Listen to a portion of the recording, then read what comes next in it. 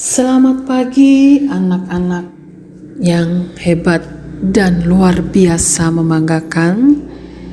Puji Tuhan, hari ini kita masih bisa mengikuti pembelajaran daring. Ya, pembelajaran hari ini kita nanti akan masuk ke tema 2. Persatuan dalam perbedaan, subtema 3, bersatu kita teguh, pembelajaran yang ke-6.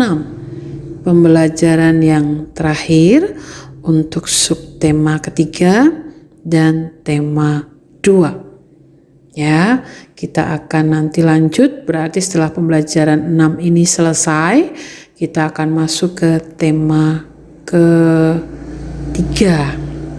Nah, sebelumnya Tanti informasikan setelah selesai pembelajaran yang ke-6 ini hari ini, kalian akan mempersiapkan juga untuk penilaian tengah semester 1. Kalian pelajari rangkuman-rangkuman yang sudah kalian buat dari tema 1 dan tema 2.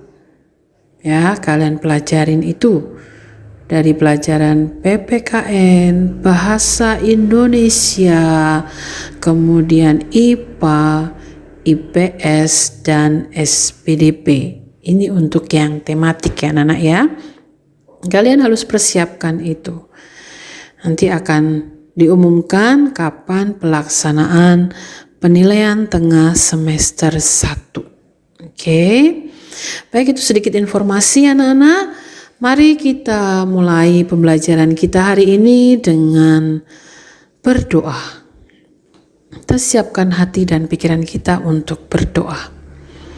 Dalam nama Bapa dan Putra dan Roh Kudus. Amin. Semoga hati Kudus Yesus dikasihi di mana-mana selama-lamanya. Bunda Hati Kudus, doakanlah kami.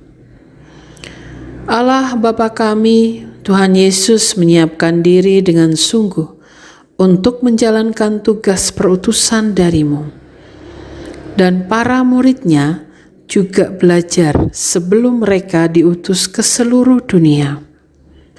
Maka kami pun ingin belajar dengan baik untuk menyiapkan hari depan kami. Pertama-tama ya Bapa, kami bersyukur atas kesempatan belajar yang Kau berikan ini. Kami mohon terangilah akal budi kami, supaya kami cepat memahami bahan yang kami pelajari. Berilah kami semangat belajar yang tinggi, supaya kami dapat belajar dengan rajin, tekun, dan teratur. Bantulah kami selama belajar ini, memusatkan perhatian hanya pada pelajaran, sehingga tidak mudah terseret oleh godaan-godaan yang dapat melemahkan semangat belajar kami. Bapa, dampingilah kami dalam belajar ini. Amin. Dalam nama Bapa dan Putra dan Roh Kudus. Amin. Selamat pagi sekali lagi anak-anak, salam sehat penuh semangat. Kalian masih setia mengikuti pembelajaran daring. Selalu jaga kesehatan, jangan pernah ragu untuk hidup sehat. Ya, siapkan dulu buku-buku kalian untuk memudahkan kalian dalam memahami pelajaran. Alat tulis, buku tulis juga harus disiapkan. Yang pastinya sudah mandi dan sarapan ya anak-anak ya. Iya, jangan sampai belum mandi. Aduh, ya ampun ya. Oke. Nah, kita sudah berdoa. Sekarang kita mau nyanyi. Oke, kita nyanyi ya. Maju tak gentar. Ya, anak Indonesia harus bisa lagu wajib. Siap? Oke.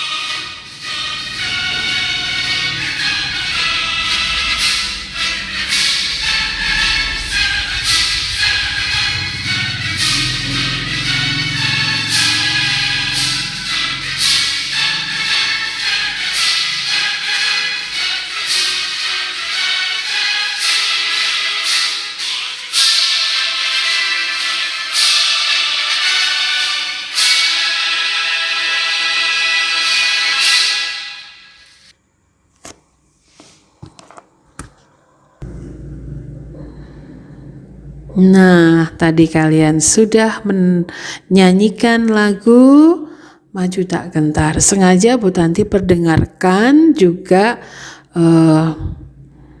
dengan iringan musik anak-anak. Itu tadi orkestra, iringan musik orkestra yang pernah Bu Tanti lihat. Nah, kalian cukup mendengarkan suaranya saja ya anak-anak ya, dengan iringan musiknya. Orkestra yang begitu bersemangat ya. Bu Tanti harap juga tadi kalian juga bersemangat lagi ya. Karena iringan musiknya bagus ya, luar biasa. Ya, itu konduktornya pinter mengaransemen lagu musiknya ya, antara musik dengan penyanyinya. Itu tadi pakai paduan suara ya Nana ya, menggunakan paduan suara. Baik, sudah menyanyi, kita akan mulai pembelajaran yang ke-6. Muatan pelajaran yang pertama adalah bahasa Indonesia, masih sama dengan pembelajaran-pembelajaran sebelumnya. Ada 2 kompetensi. Kompetensi yang pertama adalah menggali informasi penting dari buku sejarah menggunakan aspek apa, di mana, kapan, siapa, mengapa, dan bagaimana.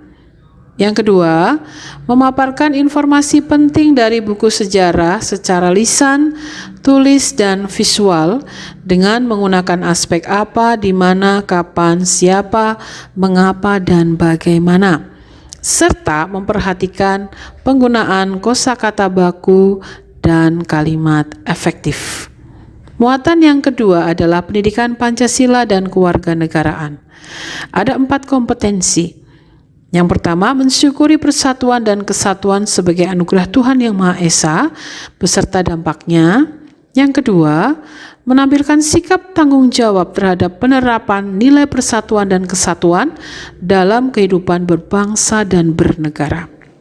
Yang ketiga, memahami manfaat persatuan dan kesatuan untuk mewujudkan kesejahteraan dalam bingkai negara kesatuan Republik Indonesia.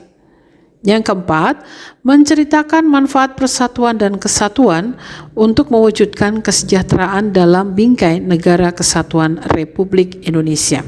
Pembelajaran 6 tidak asing lagi ya anak-anak ya, karena kita sudah sering mempelajarinya. Tujuannya apa anak-anak? Yang pertama, setelah membaca teks, siswa mampu menyebutkan contoh manfaat persatuan dan kesatuan untuk kesejahteraan kehidupan masyarakat NKRI dalam bentuk buku mini yang sudah pernah kalian buat ya. Setelah membaca teks, siswa mampu menulis cerita tentang contoh manfaat persatuan dan kesatuan untuk kesejahteraan kehidupan masyarakat NKRI dalam bentuk buku mini. Yang ketiga, setelah membaca buku mini yang ditulis teman tentang cerita manfaat persatuan dan kesatuan, siswa mampu mengidentifikasi ciri-ciri kosakata baku. Sekali lagi anak-anak, di sini bukan lagi kita teman bukan di sekolah, bisa teman yang di rumah, atau bisa keluarga kalian sendiri, kakak, adik, ya kan, saudara, bisa kalian lakukan. Jadi kita tidak bisa sementara melakukan di sekolah secara tatap muka, ya anak-anak ya. Ini biasanya dilakukan. Buku mini itu kalau seperti kalian brosur yang dilipat-lipat itu ya. Lalu yang keempat, setelah membaca buku mini yang disajikan, siswa mampu menulis komentar tentang penggunaan kalimat efektif dan kosakata baku dalam cerita tersebut. Jadi masih bicara tentang kalimat efektif dan kata baku. Kalau kita bicara kata baku, pasti kita bicara kalimat efektif ya. Nah, ini adalah tujuan pembelajaran kita hari ini. Kita akan lihat muatan yang pertama adalah PPKN. Mempertahankan persatuan dan kesatuan pada masa kemerdekaan. Kita harus mempertahankan ini anak-anak. Kenapa? Karena kita punya keberagaman. Budaya, agama, ya kan? Suku, dan masih banyak lagi yang lainnya. Keberagaman ini merupakan anugerah yang harus kita syukuri ya, di seluruh masyarakat Indonesia harus mensyukuri ini, karena dengan perbedaan kita menjadi bangga, kita menjadi kaya, kita memiliki banyak kebudayaan yang tidak dimiliki oleh negara yang lain ya. Nah, dengan keberagaman ini kita harus mau menerima Ya, menerima dengan kemajemukan kita, keberagaman kita. Karena apa? Dengan kita menerima kemajemukan yang kita miliki, itu bisa menjadi dasar pembangunan ekonomi. Fasilitas-fasilitas umum bisa kita rasakan saat ini. Kita bisa bepergian dengan nyaman, tanpa harus mengalami jalan yang berlobang besar. Kalau saat hujan becek, ya sekarang rata-rata tidak ada. Jalan-jalan raya di aspal, terutama jalan-jalan utama. Ya, aspalnya sudah halus, aspal curah. Zaman Bu Tanti kecil tidak, anak-anak. Masih harus ada batu-batu kerikilnya gitu ya. Maka harus berhati-hati. Sekarang kalian harus bersyukur. Ya. Nah, dengan kemajemukan yang kita miliki, kita mau menerima kemajemukan itu. Ada satu sikap yang penting yang harus kita lakukan, adalah sikap cinta tanah air. Kalau kamu sudah merasa saya mencintai tanah air kita, Indonesia, kita bisa dengan mudah memajukan negara ini.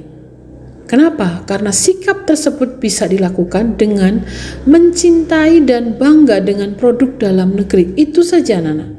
Sikap cinta tanah airmu kamu bisa lakukan dengan mencintai dengan barang-barang Indonesia, hasil produksi anak Indonesia, dan bangga, ini loh produk Indonesia.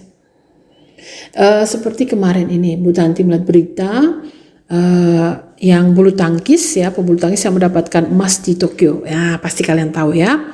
Ya, mereka berdua, di mana pada saat mereka bertemu dengan Bapak Presiden Jokowi, ada salah satu pemainnya, kalau semoga Bu Tanti tidak salah namanya, kalau tidak salah ingat itu Gracia, dia menawarkan sepatu, dan sepatu itu adalah produksinya dia sendiri. Jadi dia seorang wirausahawan UMKM, ya. Dia memproduksi sepatu itu, dan semua bahan-bahannya menggunakan produk dalam negeri semua. Nah, itu adalah contoh mencintai dan bangga dengan produk dalam negeri. Lalu Pak Jokowi mau membeli sepatu tersebut karena kebetulan modelnya adalah model yang disukai oleh Pak Presiden. Nah, itulah contoh, walaupun dia memproduksi sepatu yang berkualitas baik, tetapi bahan-bahannya dari Indonesia. Itu salah satu contoh, anak-anak ya. Kemudian kita bisa dengan mencintai dan bangga dengan produk dalam negeri, bisa membangun kemajuan bangsa dan kesejahteraan rakyat Indonesia pada umumnya. Ya, maka dengan terwujudnya persatuan dan kesatuan itu akan berpengaruh juga pada kesejahteraan masyarakat. Nah, seperti misalnya terciptanya lapangan pekerjaan. Kalau kita mencintai, ya jelas nanti banyak wirausahawan memproduksi barang-barang itu. Kemudian memudahkan masyarakat melakukan aktivitas sehari-hari. Dan masih banyak lagi dengan perwujudan persatuan dan kesatuan itu, anak-anak. Nah, sekarang kita akan lihat dampak positif dari menggunakan produk-produk lokal dalam negeri, khususnya Indonesia.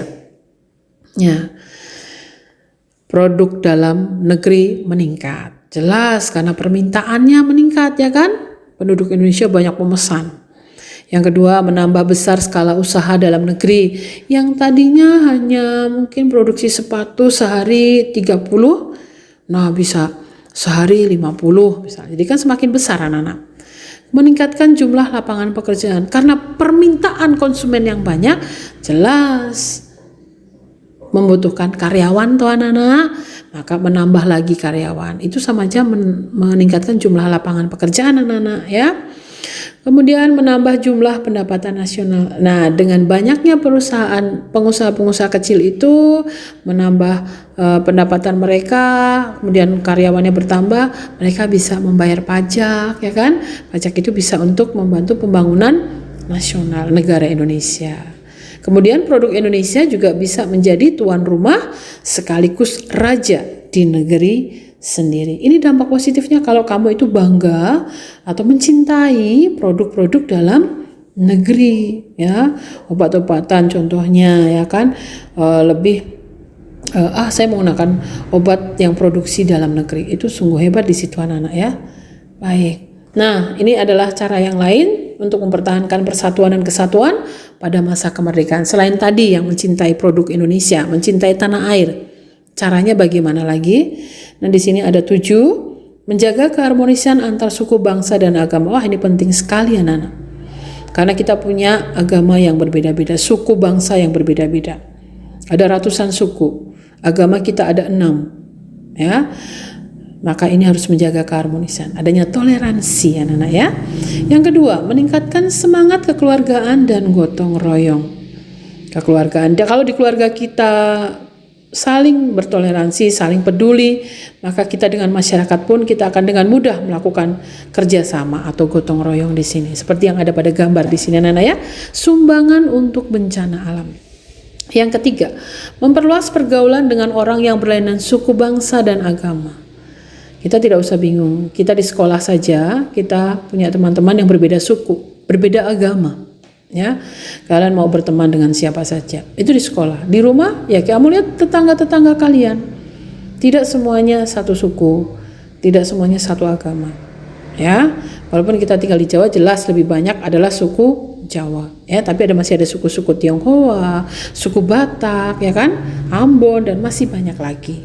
Agama juga ya. Ada 6 agama, Islam, Katolik, Kristen, Hindu, Buddha, dan Konghucu itu ada. Ya. Lalu yang keempat, meningkatkan pendidikan masyarakat. Nah, di sini maksudnya mengajarkan kepada masyarakat supaya saling berbagi, saling memahami, saling mengerti dengan perbedaan yang ada, supaya Indonesia tetap bersatu. Ya. Yang kelima, tidak mudah terpancing oleh pihak-pihak yang ingin memecah belah bangsa. Nah, ini manfaatnya pendidikan di sini, supaya rakyatnya tidak mudah dipancing. Disuruh sedikit saja, pernah terjadi pertikaian, ya, terjadi tawuran dan masih banyak lagi. Ini jangan sampai. Nah, kalau kita sudah bersatu, tidak mudah terpancing oleh orang-orang, pihak-pihak yang ingin memecah belah. Yang keenam, meningkatkan rasa peduli sosial kepada orang-orang di sekitar. Contohnya sekarang ini anak-anak. Masa pandemi COVID-19, virus COVID-19 ini, disinilah kita diminta untuk peduli terhadap sesama kita, tanpa melihat suku, agama, budaya, dan apapun. Apabila ada tetangga kita yang terkena sakit corona, dia terpapar virus COVID-19, kita membantu. Jangan malah kita mengejeknya, membiarkannya, mengucilkannya, jangan. Kita bantu, 1 dengan berdoa, 2 kalian bisa memberikan sumbangan semampunya. Walaupun pada saat memberikan sumbangan kalian tidak boleh bersentuhan, mungkin hanya ditaruh di depan pintu gerbangnya, tidak bersentuhan sama sekali. Jadi kalian cukup menyapa, tante, om, kakak, adik, ini saya ada makanan sedikit, lalu kalian taruh, kamu pergi. Nah, itu salah satu kamu rasa peduli sosial. Ya, itu. Kemudian yang ketujuh adalah memeratakan pembangunan hingga ke seluruh pelosok negeri. Yang sekarang ini yang nanti perhatikan, sudah banyak pembangunan itu tidak hanya di kota-kota besar, tetapi di kota-kota kecil juga sudah. Bagaimana dengan pemerintahan yang sekarang ini, presiden yang sekarang ini, banyak sekali dibuat jalan tol untuk memudahkan kita melakukan bepergian, ya anak-anak ya. Kemudian pembangunan fasilitas-fasilitas, perbaikan-perbaikan itu juga sudah banyak, tidak hanya di kota besar saja, tapi di desa-desa juga sudah banyak perbaikan. Mungkin belum bisa dirasakan oleh seluruh rakyat Indonesia, tapi sudah banyak di Papua itu juga sudah bisa merasakan ya, dengan perjalanan yang nyaman, dan masih banyak lagi yang tidak kita ketahui. Maka kalian bisa mencari informasi itu dengan browsing di internet. Banyak sekali informasi tentang pembangunan kita. Jangan sampai kamu mudah terpancing dengan dengan ini pemerintahan ini, kamu tidak. Kita lihat bahwa kita sudah semakin maju, ya. Kita sudah semakin maju. Itu ya anak-anak, ini adalah cara mempertahankan persatuan dan kesatuan. Tidak hanya yang saya sebutkan ini saja. Ada banyak hal yang bisa kamu lakukan, ya. Nah, sekarang kita lihat gambar. Ini adalah contoh gambar meningkatkan semangat kekeluargaan dan gotong royong.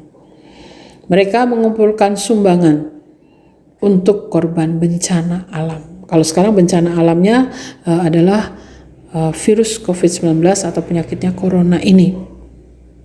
Mereka mengumpulkan pada satu tempat, ya kan? Lalu orang-orang yang berada di sini bisa menyalurkannya, ya.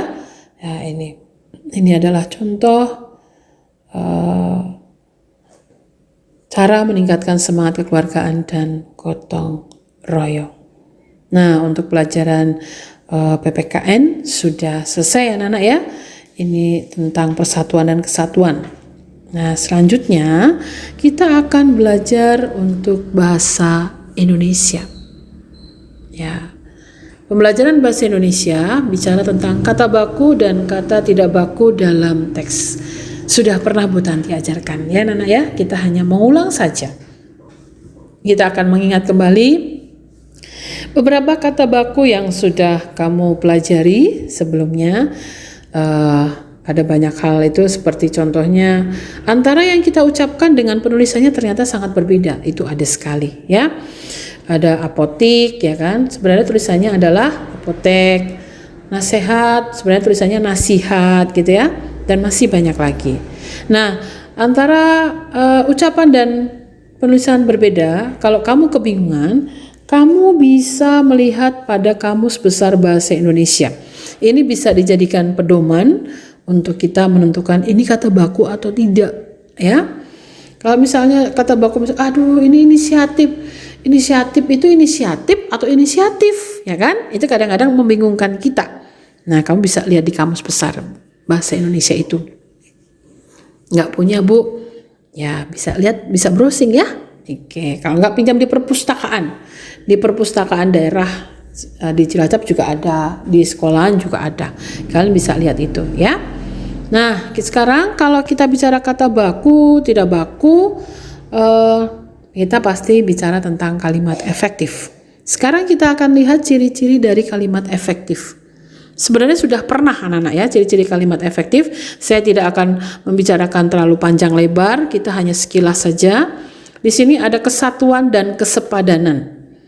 Maksudnya adalah kita dalam kalimat itu memiliki keseimbangan antara pikiran atau gagasan dengan struktur bahasa yang dipergunakan. Yang kedua adalah kesejajaran. Ini mengandung kesejajaran antara gagasan yang diungkapkan dan bentuk bahasa sebagai sarana pengungkapnya. Saya sudah pernah memberikan contoh kalimat-kalimat. Nanti coba kita lihat ya. Penekanan dalam kalimat ini upaya pemberian aksen, pemusatan perhatian pada salah satu unsur atau bagian kalimat agar unsur atau bagian kalimat yang diberi penegasan atau penekanan itu lebih mendapat perhatian dari pendengar atau pembacanya. Penekanan. Lalu yang keempat, ciri yang keempat adalah hemat kata. Ya, namanya aja efektif, jelas hemat kata. Maksudnya apa? Kehematan dalam pemakaian kata atau frase atau bentuk lainnya yang dianggap tidak perlu. Yang pernah saya contohkan para murid-murid semua. Lah sudah para murid kok semua? Ya itu tidak efektif anak-anak ya. Lalu yang kelima, ciri ketegasan makna. Tidak selamanya subjek itu harus diletakkan di awal kalimat. Meskipun memang peletakan subjek biasanya selalu mendahului predikat. Jadi subjek itu yang nama orang, nama tempat dan masih banyak lagi itu tidak harus di awal. Bisa peletakannya mendahului predikat itu, ya. Ini adalah ciri-ciri dari kalimat efektif. Sekarang kita lihat unsur-unsur kalimat efektif. Ada subjek, ada predikat, ada objek, ada pelengkap, dan ada keterangan. Ya, ini maaf, ini pelengkap ini bukan ini tapi ini pel ya, kurang L. Ini bukan titik 2 tapi pel, L ya. Nah, subjek itu adalah bagian kalimat yang menunjukkan pelaku, tokoh atau sosok. Ya, tokoh, sosok itu bisa benda ya, sesuatu hal dan masih banyak lagi. Nah, predikat ini bagian kalimat yang memberitahu melakukan apa, sedang melakukan apa, dalam keadaan bagaimana. Lalu objek ini melengkapi predikat yang biasanya diisi oleh frase atau klausa ya. Di sini nanti ada contohnya sedikit ya anak-anak ya. Lalu pelengkap ini adalah bagian yang melengkapi predikat itu tadi. Biasanya terletak di bagian belakang setelah predikat, ya, verba tertulis. Lalu yang terakhir keterangan, bagian kalimat yang menerangkan berbagai hal mengenai bagian kalimat yang lainnya. Keterangan itu bisa keterangan waktu, keterangan tempat, ya kan? Nah, di situ bisa keterangan benda dan masih banyak lagi. Ya, ini unsur-unsur kalimat efektif. Contohnya, nah ini sengaja bukan dituliskan. Ayahku sedang menulis. Ayahku subjek, sedang predikat, menulis objeknya. Ini ya bisa lihat. Lalu yang kedua, ibu sedang tidur siang. Ini subjeknya, ini predikatnya. Kemudian tidur, maaf, ini harusnya objek di sini. Siang itu adalah keterangan waktunya. Ya, ini. Kemudian 3, Andika sedang berlatih sepak bola di lapangan. Andika itu subjeknya, sedang berlatih itu predikatnya karena sedang melakukan, ya Nana ya. Sepak bola itu objeknya, olahraga sepak bola. Di lapangan ini berarti keterangan tempat. Ya, keterangan tempat. Contoh yang keempat, yang berbaju batik adalah guru saya. Jadi subjeknya tidak harus nama orang, ini contohnya Nana. Bisa ini, yang berbaju batik adalah guru saya. Yang berbaju batik subjeknya adalah predikatnya, guru saya itu objeknya. Ya. Ini, lalu yang kelima, contoh yang kelima yang terakhir, Sang Saka Merah Putih merupakan nama lain bendera negara Indonesia yang disimpan di Istana Merdeka. Bagaimana pemecahannya? Subjeknya adalah Sang Saka Merah Putih. Merupakan itu predikatnya, nama lain bendera negara Indonesia itu objeknya, yang disimpan itu pelengkapnya, dan di Istana Merdeka adalah keterangan tempatnya. Nah, ini contoh dari kalimat efektifnya. Nah, kita akan lihat bacaan yang ada di buku mozaik kalian. Ya, kalian bisa buka di halaman 136 buku mozaik itu. Bacaan tentang sikap-sikap yang sesuai dengan nilai persatuan masa perjuangan. Ya, kalian bisa baca sendiri bacaan itu. Nah, sekarang yang akan kita lihat adalah kata baku dan kata tidak baku, ya. Tetapi kita di sini akan melihat kata tidak bakunya terlebih dahulu, ya. Kalau dari jadi kalau kamu supaya tidak bingung, jadi bacalah per paragraf. Saya tidak akan memberikan semuanya ya Nana ya. Saya hanya memberikan beberapa contoh saja tentang kata tidak baku atau penulisan yang belum tepat. Nanti kata bakunya seperti apa? Seperti di buku halaman 137 itu yang ayo pahami dan jawab. Kalian bisa lihat setelah kamu baca dari paragraf yang pertama saja dulu ini. Paragraf yang pertama. Kita bisa melihat paragraf dari awal kalimat menjorok masuk di sini, ya. Pada masa perjuangan kemerdekaan, persatuan merupakan dan masih banyak itu dan seterusnya. Saya contohkan satu di sini. Kata awalnya adalah masa perjuangan. Ya, ini adalah kata yang tidak baku, anak-anak. Ya, masa. Kalau penulisan Indonesia adalah hanya masa.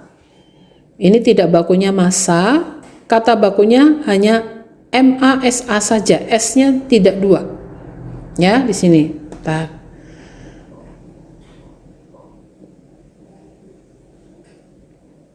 Ya, ini.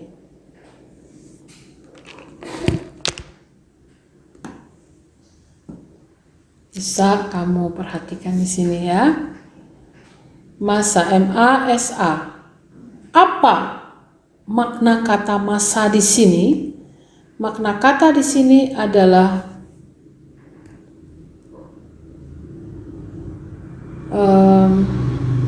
waktu.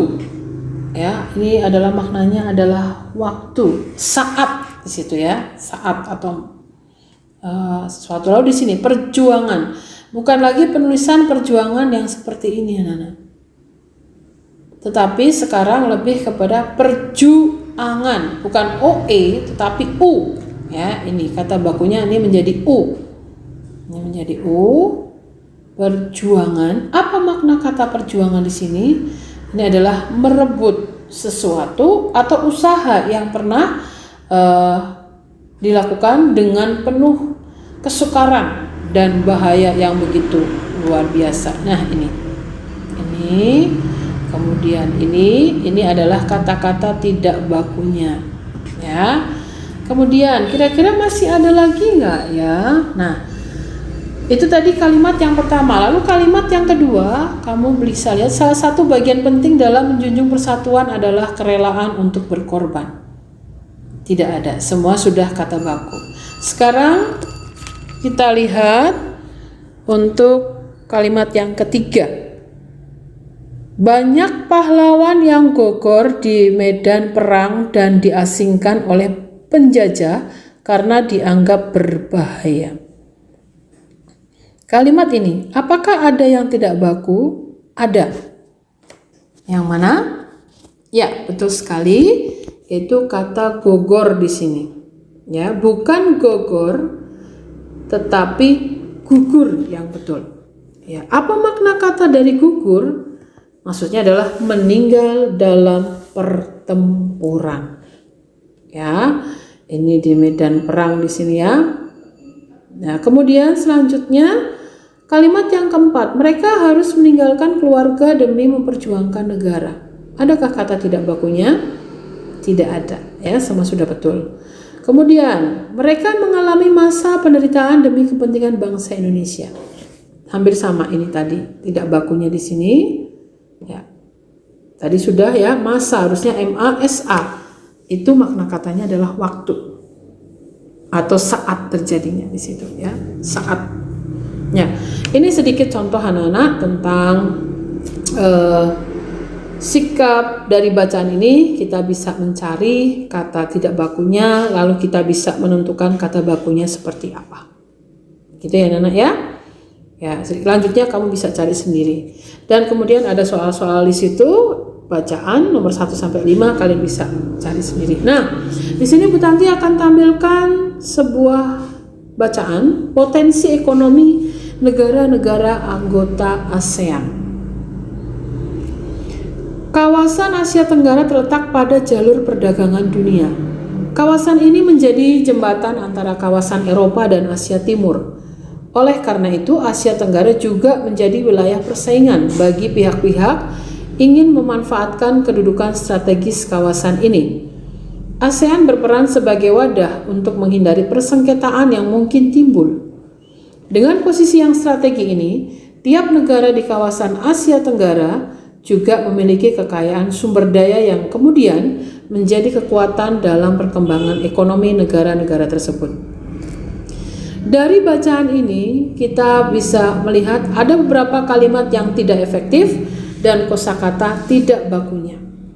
Nah, ini sudah saya tuliskan di sini. Ada 2 kalimat yang tidak efektif. Asia Tenggara juga menjadi wilayah persaingan bagi pihak-pihak yang ingin memanfaatkan kedudukan strategis kawasan ini. Yang kedua, dengan posisi yang strategi ini, tiap negara di kawasan Asia Tenggara juga memiliki kekayaan sumber daya alam. Nah, ini adalah contoh kalimat efektif dan ada kosakata yang tidak baku. Bagaimana kalimat efektifnya yang benar? Asia Tenggara menjadi wilayah persaingan bagi pihak-pihak yang ingin memanfaatkan kedudukan strategis kawasan ini. Itu yang harusnya benar. Yang kedua, dengan posisi yang strategis ini, tiap negara di kawasan Asia Tenggara memiliki kekayaan sumber daya alam. Ya, ini sedikit contoh. Ya, Dengan contoh ini maka berakhir pula pembelajaran ke-6 dan berakhir pula tema 2, pembelajaran tema 2. Pesan sekali lagi, siap-siaplah untuk persiapan penilaian tengah semester ya anak-anak ya. Ya, itu nanti kalian bisa persiapkan. Maka kita akan akhiri dulu pembelajaran kita hari ini. Jangan lupa rangkuman selalu dibuat ya anak-anak ya, supaya kamu mudah belajar. Ya, tadi kita belajar PPKN dan Bahasa Indonesia. PPKN masih persatuan dan kesatuan. Bahasa Indonesia tadi tentang mencari kosakata baku, kosakata tidak baku, kalimat efektif dan kalimat tidak efektif. Baik, kita akhiri pembelajaran kita hari ini dengan berdoa. Dalam nama Bapa dan Putra dan Roh Kudus. Amin. Semoga hati kudus Yesus dikasihi di mana-mana selama-lamanya. Bunda hati kudus, doakanlah kami. Allah Bapa yang Maha Kasih, Tuhan kami Yesus Kristus, puji syukur kami haturkan kehadirat-Mu. Terima kasih Engkau telah menyertai kami sepanjang kami belajar. Kami akan menyudahi pembelajaran kami kali ini. Semoga apa yang kami pelajari dapat kami pahami dengan baik. Dan semoga Engkau beri kelancaran dalam usaha-usaha kami di sekolah, ujian dan ulangan yang akan kami tempuh. Berikanlah kemudahan dalam kami menjawab soal-soal yang akan kami hadapi. Kami percayakan usaha dan jerih payah kami kepadamu, karena bagimu tidak ada yang mustahil. Doa yang jauh dari sempurna ini kami panjatkan melalui perantaraan Tuhan kami, Yesus Kristus. Amin. Dalam nama Bapa dan Putra dan Roh Kudus. Amin. Terima kasih anak-anak, kalian masih setia dalam pembelajaran hari ini. Bu Tanti mohon maaf kalau banyak suara-suara yang masuk karena rekamannya pagi hari dan sudah banyak kendaraan-kendaraan yang lewat. Karena rumah pinggir jalan jadi banyak lewat-lewat jalan, lewat-lewat motor, kendaraan, mohon maaf. Tapi dengan suara-suara yang lain itu semoga kalian tidak terganggu, tetap fokus pada pelajaran. Demikian anak-anak pembelajaran hari ini. Tetap jaga kesehatan, protokol kesehatan harus dijalankan, minum air putih yang cukup, makan yang teratur, buah-buahan, sayuran, itu juga harus kalian makan supaya imun kalian tetap tinggi sehingga terhindar dari penyakit corona dan terhindar dari virus COVID-19. Demikian anak-anak, tetap sehat dan semangat. Terima kasih, Tuhan memberkati.